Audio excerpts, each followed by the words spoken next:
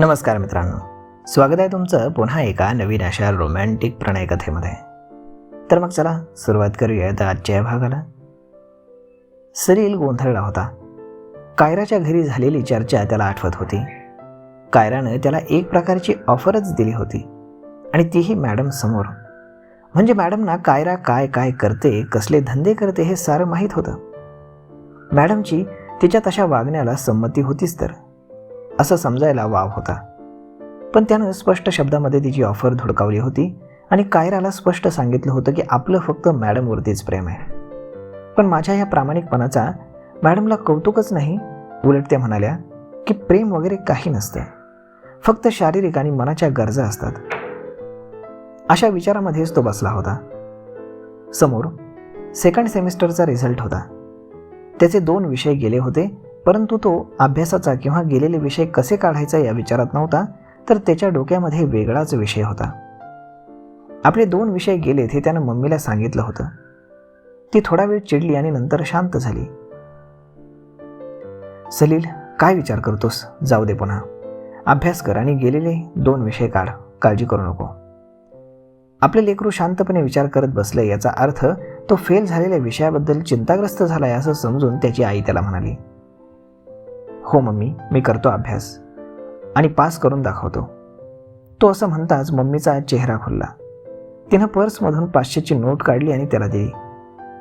हे ठेव आणि विचार करत बसू नकोस, जा कॉलेजला, मित्रांना भेट, बरं वाटेल तुला. Thank you Maugham. किती चांगली आहेस तू. पप्पा कधी असं समजूनच घेत नाहीत. त्यांना कळलं माझे 2 विषय गेले तर जीव घेतील माझा. तू नको काळजी करूस, मी बोलते त्यांच्याशी माझ्या पद्धतीनं. ठीक आहे मम्मा, असं म्हणून तो बाथरूमकडे वळाला. तो पटापट तयार होऊन बाहेर आला. आपली बॅग पाठीवर कासवासारखी लटकवून तो बाहेर निघाला. मम्मी त्याला म्हणाली, जास्त विचार करू नकोस, कॉलेज सुटलं की सरळ घरी ये. ओके मम्मा, असं म्हणून तो बाहेर पडला. त्याच्या विचाराची दिशा आता बदलली होती. तो विचार करायला लागला, आपली मम्मी किती चांगली आहे. उलट पप्पा सारखे चिडतात, काही चुकलं की शिव्या देतात. मम्मीचं आणि त्यांचं कधी पटत नाही, तरीही त्यांचा संसार चाललाय. हे नवरा बायकोचं नातं खूप वेगळं असतं. मॅडमचंही तसंच असेल का? मॅडमचा नवरा आपण पाहिला तसा नाही तर तो वेगळाच असेल का? किंवा तो खूप छानही असेल, सॉफ्टही असेल. मॅडम माझी बायको असायला हवी होती. हा विचार मनात येताच त्याचा चेहरा खुलला. किती मज्जा येईल ना. मी मॅडमच्या सगळ्या गोष्टीवरती नियंत्रण ठेवील. सलील स्वप्नाळू होता. तो बरेचदा एकटा असला की स्वप्नात वावरायचा. आताही तो स्वप्नात शिरला होता. कॉलेजला जाताना त्याला बसनं जावं लागे. बस स्टॉपवरती तो उभा होता. तितक्यात बस आली आणि तो आतमध्ये शिरला. त्याचवेळी खिडकीजवळची व्यक्ती उठून उभी राहिली. सलील त्या जागेवर बसला. विंडो सीट सलीलला फार आवडायची. या विंडोमध्ये बसून त्याला स्वप्न पाहायची मोकळीक मिळायची. तो हळूहळू स्वप्नाच्या अनोळख्या प्रदेशामध्ये शिरला. तिथं मॅडम आणि तो होता. मॅडम, तुम्ही मला सोडून जाणार तर नाही ना? नाही, कधीच नाही, मॅडम म्हणाल्या. पण तुम्ही बऱ्याच वेळा मला टाळता, आठवडा माझ्याशी बोलत नाही. यावर मॅडम हसल्या. सलील, अशानं प्रेम वाढत जातं आणि मी माझ्या नवऱ्यापेक्षाही जास्त तुझ्यावर प्रेम करते. खरंच? हो, खरंच. त्यानं मॅडमच्या डोळ्यात खोलवर पाहिलं.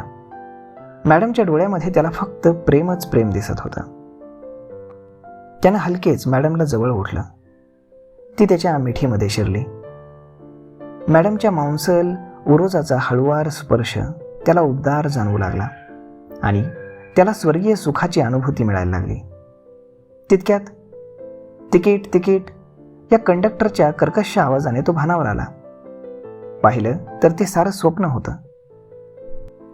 कॉलेजमध्ये पहिलं लेक्चर चालू झालं होतं म्हणून मग तो कॉलेजच्या कॅन्टीनमध्ये शिरला. तिथं त्याला दिग्या दिसला. दिग्याचं रजिस्टरवरचं नाव दिगंबर होतं, पण सारं कॉलेज त्याला दिग्या या नावानेच ओळखायचं. तो सिनियर कॉलेजचा विद्यार्थी होता. त्याचे अनेक विद्यार्थिनींसोबत लफडी होती. तो बिनधास्त होता. पोरं मात्र त्याला घाबरायची. पण तो बोलायचा एकदम हळुवारपणे, पण तो खतरनाक आणि खुंची होता. त्यानं अनेक विद्यार्थ्यांना रक्त पडेपर्यंत मारलं होतं. दिग्याला पाहून सलील मागे वळाला. खरं पाहिलं तर तो त्याला घाबरायचा, पण तितक्यात दिग्यानं त्याला आवाज दिला, ए हिरो, चल इकडे. मग सलील तिकडे गेला. दिग्यानं त्याच्याकडे पाहिलं. चल जा, मला चहा घेऊन ये आणि तुलाही घेऊन ये. त्याला पैसे माझ्या अकाउंटवर टाकायला सांग. सलील गुपचूप गेला आणि चहा घेऊन आला. त्यानं दिग्यासमोर चहा ठेवला.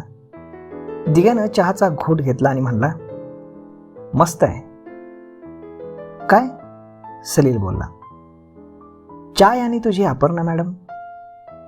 मॅडम आणि माझी? तो कन्फ्यूज होऊन म्हणाला. हो, तुझीच. तुला काय वाटतं, मांजर डोळे मिटून दूध पितं तर बाकीच्यांना काहीच दिसत नाही का? सॉरी, पण मला नाही कळालं काय. पण मला कळलंय ना, तुझं आणि मॅडमचं काहीतरी झिंगाट आहे. दिग्या दरडावून बोलत होता. नाही दिगू भाऊ, तसं काही नाही. सलील, मी इथं कोपऱ्यात बसतो, पण अख्ख्या कॉलेजमध्ये काय घडतं ना याची खबर असते मला, कळलं का? सलील आपला शांत उभा होता. अरे तू असा उभा का, बस ना. तुला उभा करायचा अधिकार माझा नाही, मॅडमचा आहे. मग सलील समोर बसला. हे बघ सलील, तू जोपर्यंत मॅडमच्या गुड लिस्टमध्ये राहशील ना, तोपर्यंत ती मला भाव देणार नाही. त्यासाठी तुला एक करावं लागेल. काय? मॅडमचा नाद सोडावा लागेल. सलील आता चिडला. हा दिग्या स्वतःला समजतो कोण? त्याच्या कानाखाली 2-4 लावाव्यात असं सलीलला वाटत होतं, पण दिग्या क्रिमिनल आहे याची त्याला जाणीव होती. तो शस्त्र खिशामध्ये ठेवतो हे त्यानं ऐकलं होतं आणि म्हणून तो गप्पच राहिला.